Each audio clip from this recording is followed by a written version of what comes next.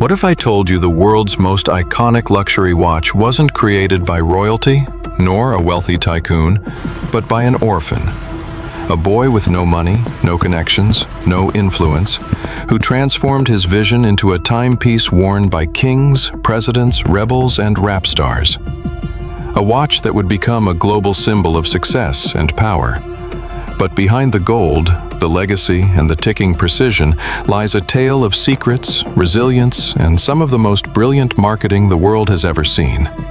This is the story of Rolex, a brand that went from tragedy to treasure.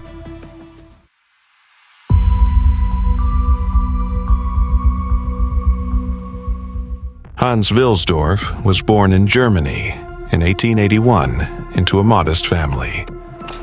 His early years were filled with laughter and warmth, but that joy would not last. At just 12 years old, Hans lost both of his parents. An orphan. Sent to live with his uncles, he was shipped off to boarding school, where grief turned into focus. There, he mastered languages: German, English, French, a skill that would quietly lay the foundation for his global empire. After school, Hans moved to Switzerland and began working for a watch export company. His job, repetitive, winding hundreds of pocket watches a day. But to Hans, it was a front-row seat into the world of mechanical art. The elegance of gears, the delicacy of precision, the whisper of engineering. He soaked it all in, and then he began dreaming. Bigger than his job, bigger than his town. By 1905, at just 24 years old, Hans moved to London and co-founded a small firm with his brother-in-law, Alfred Davis. It was called Wilsdorf and Davis. Their mission? To import high-quality Swiss watches to the British market. But wristwatches back then were dismissed. Feminine, delicate, inaccurate. Men wore pocket watches, period. Yet Hans believed the wristwatch would soon dominate.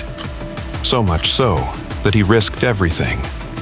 Draining the company's funds, he placed one of the largest orders of wristwatches ever made. Everyone thought he was insane. Even his own partner doubted him. But Hans had a vision no one else could see, and he knew. He needed something more than quality. He needed a name, something short, universal, stylish. One morning, riding a horse-drawn carriage through London, Hans said the name came to him, whispered by a genie. Rolex. Rolex was more than a name. It was a brand crafted with myth and strategy. By 1910, Rolex became the first wristwatch to receive the Swiss Certificate of Precision. And in 1914, it earned a Class A rating from the British Observatory, a feat only marine chronometers had ever achieved. Rolex was beginning to change minds. But then, World War I erupted. As a German living in Britain, Hans faced growing hostility. At the same time, Britain imposed a heavy import tax on luxury goods.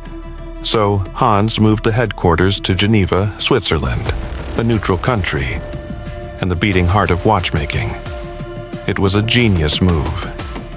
While many companies crumbled during the war, Rolex flourished. Soldiers began preferring wristwatches for their convenience in battle. And Rolex watches, known for their accuracy, became a favorite. Then came 1926. Rolex unveiled the Oyster, the world's first truly waterproof wristwatch. Headlines followed. Storefronts displayed oysters in fish tanks, swimming alongside goldfish. People stopped, stared, entered. Rolex was no longer just a watch, it was a marvel. And just 5 years later, Rolex revolutionized watches again with the self-winding perpetual rotor. While other companies reacted, Hans anticipated. He attached Rolex to heroes, record breakers, pioneers, mountaineers scaling Everest, racers setting land speed records, pilots soaring through the skies. And every time, Rolex was on their wrist.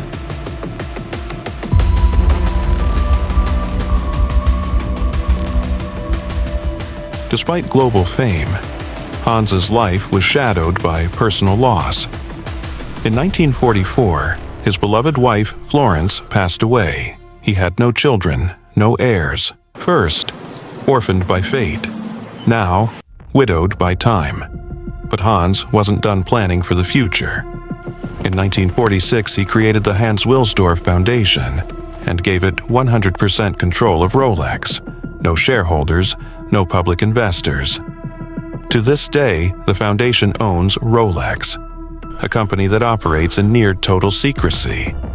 There are no earnings reports, no boardroom reveals, no press releases. Rolex has become as mysterious as it is magnificent. But what keeps Rolex so expensive? Part of it is the quality. Rolex invests in its own labs, crafts watches from custom-made 904L stainless steel, and subjects each piece to rigorous testing.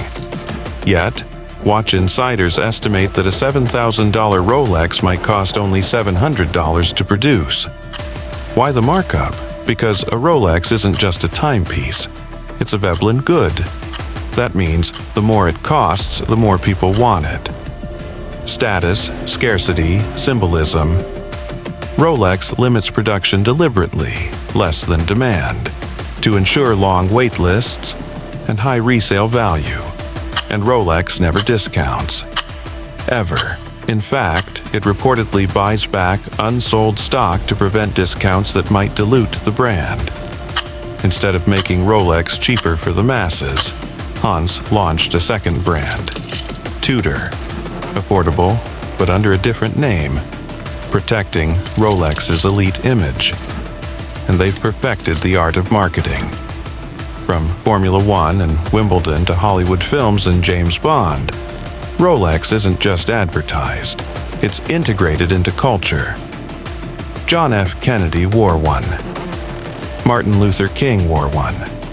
So did Winston Churchill, Steve McQueen, and Paul Newman, whose Rolex Daytona later sold for a record-breaking $17.7 million. But that's not the most fascinating part, because unlike most luxury goods, Rolex watches often retain their value, and in some cases, they increase. Rolex watches are built with meticulous precision, often using custom-made steel and in-house testing labs. Still, among horology purists, Rolex isn't even the most technically advanced. Brands like Patek Philippe or Audemars Piguet offer more complicated mechanisms at higher precision. But they lack one thing: mass desire. Because Rolex isn't just a watch, it's a Veblen good. The more expensive it is, the more people want it. Rolex has mastered the art of branding, scarcity, symbolism. It's not just about timekeeping, it's about legacy, achievement, and identity.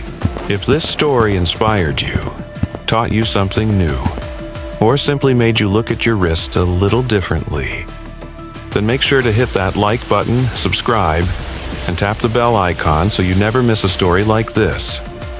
And tell us in the comments, would you ever buy a Rolex?